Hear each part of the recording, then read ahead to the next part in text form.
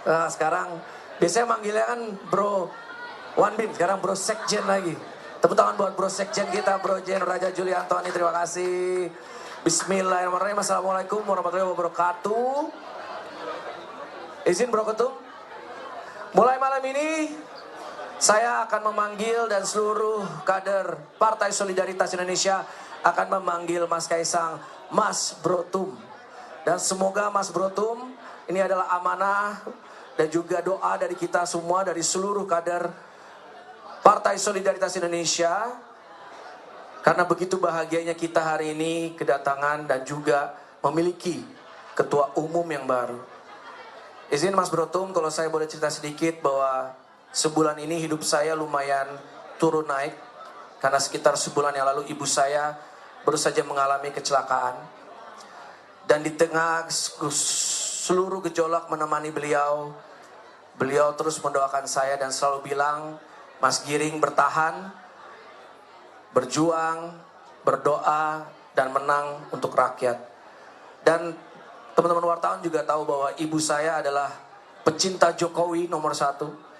Kalau beliau habis sholat subuh, itu 10 menit doain keluarganya, tapi 20 menit doain Bapak Jokowi. Dan hari ini kita sangat bersyukur karena doa ibu saya, doa saya, doa seluruh kader Partai Solidaritas Indonesia diijabah oleh Tuhan dan alam semesta, bahwa sekarang adalah Mas Brotum Kaisang memimpin Partai Solidaritas Indonesia. Jokowisme tidak hanya lagi menjadi sebuah ideologi dari Partai Solidaritas Indonesia. Pak Jokowi tidak hanya lagi menjadi bapak ideologi dari Partai Solidaritas Indonesia. Sekarang Bapak Jokowi sudah hadir secara biologis juga di dalam tubuh Partai Solidaritas Indonesia. Mas Brotum, jalan ke depan pasti akan berat, tapi yakinlah ada kami di sini semua siap mendampingi dan siap dipimpin oleh Mas Brotum. Dan juga anytime 24/7 24/7 Mas Brotum mengajak saya main FIFA, main game, saya siap standby sambil memenangkan Partai Solidaritas Indonesia. Bro Giring. Terima kasih. Wassalamualaikum warahmatullahi wabarakatuh. Oke, Sang. Mas, apa tadi? Mas Brotum. Saya kira tadi kan sudah ngomong lama, Pak. Ya? Iya. Masa disuruh ngomong lagi, Pak. Mending kalau ada pertanyaan ya? langsung pertanyaan aja, Oke. biar gampang. Jangan dulu tanya sebelum saya tunjuk, oke? Ya. 1, silakan. Walat. Maaf Pak Septian. Oke. Ya, ada beberapa pertanyaan. Saya Valencia dari Kompas TV. Ya, Banyak banget, saya pelupa. ABC. Satu aja. Oke, enggak, yang satu ini untuk PSI keseluruhan. Mungkin salah satu boleh jawab. Yang keduanya untuk Mas Kaisang, boleh? Oke. Yang pertama untuk dari PSI dulu kali ya. Ini kan Mas Kaisang baru datang di hari Sabtu kemarin. Kemudian juga kalau kita lihat dari perjalanan politiknya juga masih baru, sekalipun memang PSI ini cenderung anak-anak muda yang pengalamannya dari mana aja. Nah, mungkin kita boleh tahu apa sih pertimbangan dari PSI sendiri setelah rapat tadi dari sosok Mas Kaisang masuk langsung jadi ketua umum. Itu yang untuk PSI. Lalu untuk Mas Kaisang, pertama PR-nya adalah untuk menentukan arah politik PSI. Kita udah tahu ya Mas ya. Nah, kalau misalnya tadi kita dengar dari pidatonya Mas Kaisang, anggota PSI ini melihatnya adalah untuk politik-politik yang baru, tidak sama dengan politik-politik yang sebelumnya. Ini adalah anak muda. Nah, mungkin kalau dari Mas Kaisang sendiri melihatnya bagaimana nih Mas? Dan untuk mengarahkan PSI ke depannya, untuk menentukan siapa sih yang beda dan sesuai dengan visinya PSI. Kalau misalnya kita ngelihat PSI ini dekatnya sama Prabowo Subianto karena beberapa acara sering muncul. Apakah ini juga sudah jadi tanda-tanda? Dan yang terakhir untuk Mas Kaisang, ya oke, terakhir. Nah, kalau dari Mas Kaisang sendiri kita minta tanggapannya. Apakah ini sebuah privilege yang didapatkan dari Mas Kaisang sendiri masuk langsung jadi ketua umum itu, atau yang sebenarnya sudah ada perjanjian di belakang sebelum masuk memang sudah ya udah kamu masuk tapi langsung jadi dapat posisi ketua umum. Boleh gitu aja. Makasih Mas. Ini cocok gabung PSI. Gabung PSI ya, ngomongnya pinter. Langsung dijawab dulu Mas Kaisang aja dulu ya. Mas Kaisang baru. Yang PSI ya. Aku jawab. Pertama, PSI ini adalah partai terbuka, partai baru yang kami punya sistem pengkaderan, tapi saat bersamaan tentu kami juga membuka ruang kepada anak muda yang baik, anak muda berkualitas untuk bergabung di PSI. Jadi kalau soal singkat waktu bahwa dari anggota ke menjadi ketua umum singkat, bagi kami itu bukan persoalan. Selama semua kader se-Indonesia percaya ya, bahwa Mas Kaisang akan memimpin PSI untuk menang pada 2024. Saya kira itu yang untuk PSI, Mas Kaisang. Ya, Pertimbangannya belum, Pak. Pertimbangannya, ya Mas Kaisang adalah pemuda, anak muda yang kreatif, pengusaha yang berhasil, komunikasinya baik, ya, humble, ya, dan tentu dengan begitu kami berharap Mas Kaisang dapat bersama-sama berjuang dengan kami untuk tadi ada fraksi DPR RI pada tahun 2024 yang akan datang. Monggo Mas Kaisang. Tadi apa sih? Pertanyaan tadi singkat itu apa tadi tentang? Bukan. Panjang banget, bikin lupa. Apa tadi? Saya juga lupa makanya. Enggak, intinya kita masih kita berkoordinasi dengan seluruh DPD dan DPW. Mereka pengennya apa, kita juga sambil menunggu siapa yang terbaik untuk kita dukung ke depannya. Balik lagi, yang penting siapa yang kita dukung itu visi dan misinya sama dengan PSI. Dan lagian kita juga bisa dibilang, dan emang partai kecil, mereka kan juga emang masih butuh suara kita ya Pak. Kita kan kemarin berapa persen aja belum lolos parliamentary threshold. Saya kira juga bukan hal yang signifikan juga. Cukup? Mbak ya. Apa? Oh, privilege. Ya privilege selalu ada, udah gitu aja. Ya privilege. Saya emang iya kan, kok masih diulang lagi. Ya, cukup. Silakan Mbak. Oke, selamat malam. Saya Firda dari Detikom. Terima kasih kesempatannya, Bang. Saya mau bertanya kepada PSI dulu. Ini tidak jauh berbeda dengan pertanyaan tadi. Alasan Mas Kaisang masuk ke PSI, kader baru, kemudian menjadi ketum. Ini alasannya kenapa tidak memilih kalangan internal untuk menjadi ketum baru untuk menggantikan Bro Giring? Kemudian apakah akan ada evaluasi kaderisasi ke depannya dan akan ada perbaikan berkas ke KPU nggak setelah pergantian ketum? Kemudian kepada Mas Kaisang, saya mau menanyakan soal pakaian yang dipakai di momen penunjukan ketum secara resmi hari ini. Tadi disinggung di dalam juga, tapi maknanya apa? Karena dipakai di acara di momen ini, kemudian Mas Prabowo atau Ganjar? Itu cukup, terima kasih. Sebentar, kok Pak Anies nggak disebut? Dua. Pak Anies disebut juga, tidak adil. Gak, pertanyaan saya Mas, arah politiknya ke Pak Prabowo atau Ganjar?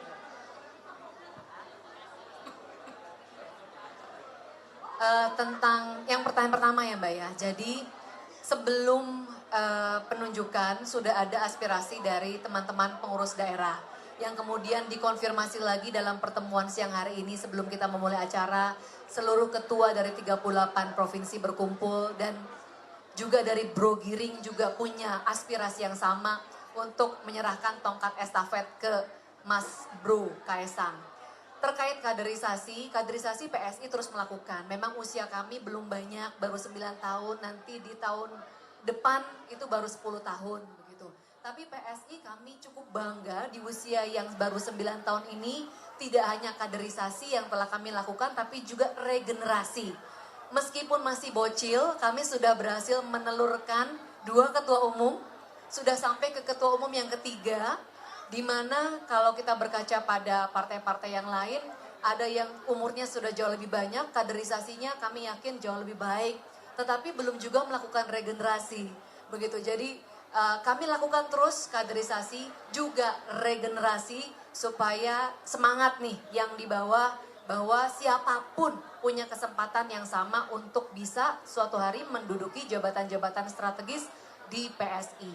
Kalau bicara datang Mbak, saya waktu pertama PSI juga tidak punya pengalaman, tapi dipercaya sama teman-teman untuk menjadi ketua umum. Begitu pula Bro Giring. Kami di PSI sama-sama kebanyakan isinya newbie gak punya pengalaman. Tapi kerja kolektif kolegial itu yang menjadi kekuatan. Jadi kami optimis banget Mas Bro Kaisang gak berdiri sendiri. Kita semua siap full support untuk bisa langsung lari menuju pemilu 2024. Perbaikan KPU. Kalau dari SK tentu akan ke Kumham nanti ya. Jadi nggak ada masalah, itu soal administratif pasti akan ada perbaikan. Ya. Mas Kaisang tadi ya. Oh ya, tadi makna baju ya. Mana baju yang cukup kebetulan waktu itu pergi ke mall dapatnya ini. Apa?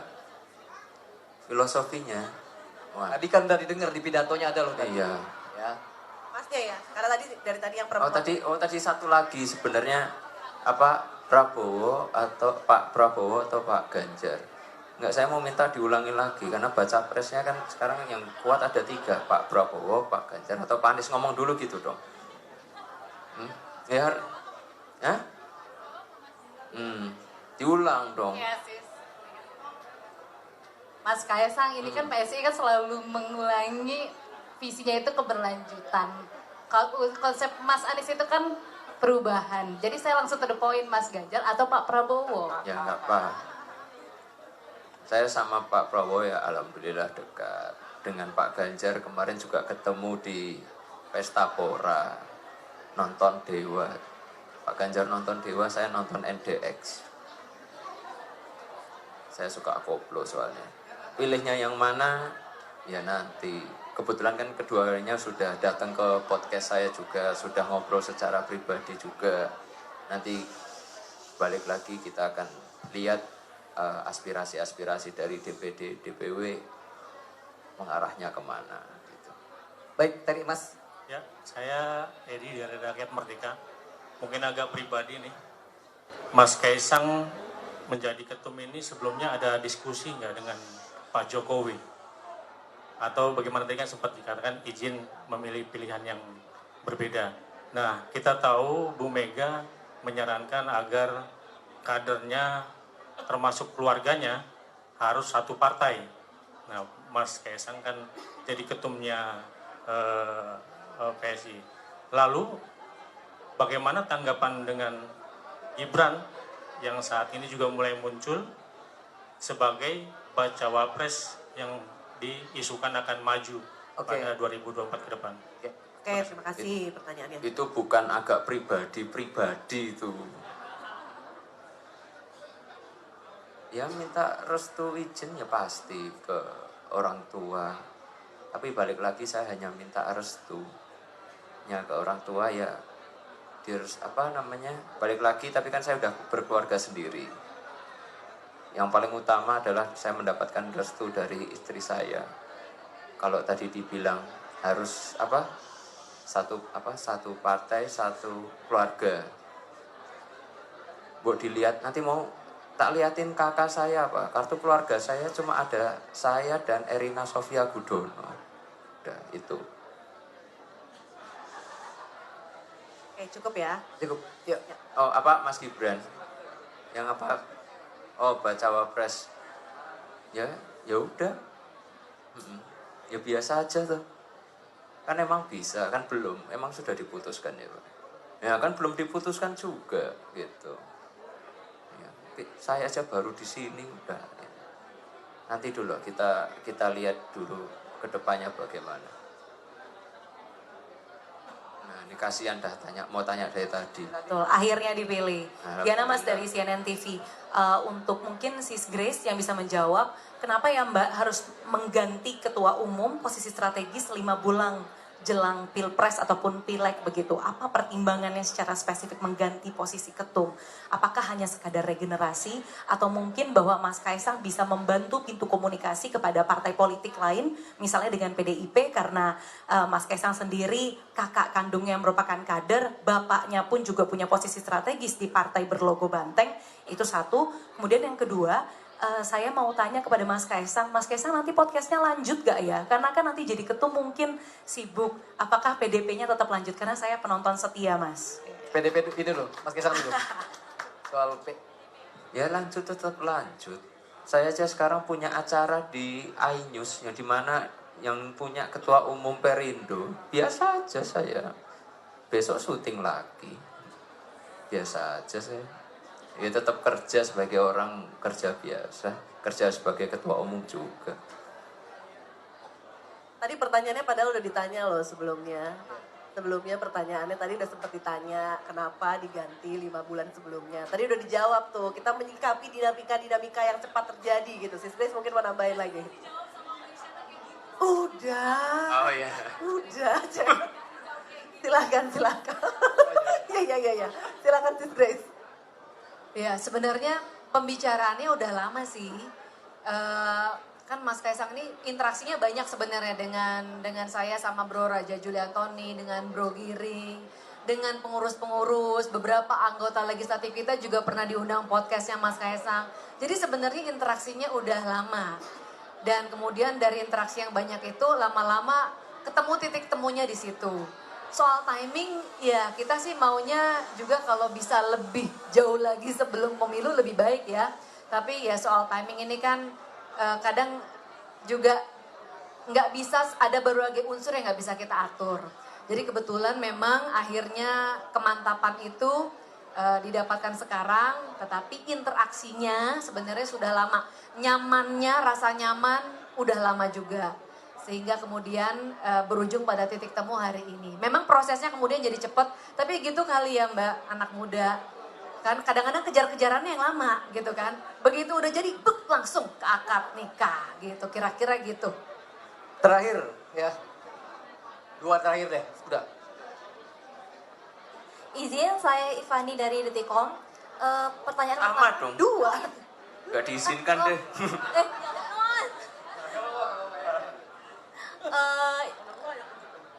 Pertanyaan pertama untuk Mas Kaisang, kan sebelum diangkat menjadi ketum PSI ini Mas Kaisang digadang-gadang akan maju di Depok 1. Nah setelah akhirnya diangkat menjadi ketum PSI ini, apakah ada peluang untuk maju di Depok 1 atau bagaimana? Lalu yang kedua untuk PSI, izin konfirmasi, pengangkatan Mas Kaisang menjadi ketum PSI ini apakah telah melalui Munas sebelumnya, seperti itu? Terima kasih. Sama, oke, jawab. Saya dulu. Sebelum acara formal ini tadi, kami mengadakan namanya Kopdar, Kopi Darat Nasional. Di mana seluruh pengurus seluruh Indonesia berkumpul. Nah di forum itulah kemudian memutuskan, memberikan, sebutlah rekomendasi kepada Dewan Pembina PSI bahwa Mas Kaisang, aspirasinya Mas Kaisang menjadi Ketua Umum. Nah, saat itu juga tadi SK diterbitkan yang tadi dibacakan oleh Sis Grace. Dan kemudian Mas Kaisang secara resmi tadi diangkat menjadi Ketua Umum. Jadi melalui forum yang sangat demokratis. Terus apa tadi? Depok, masalah Depok. Sebenarnya itu kan sudah dijawab sama bapak saya.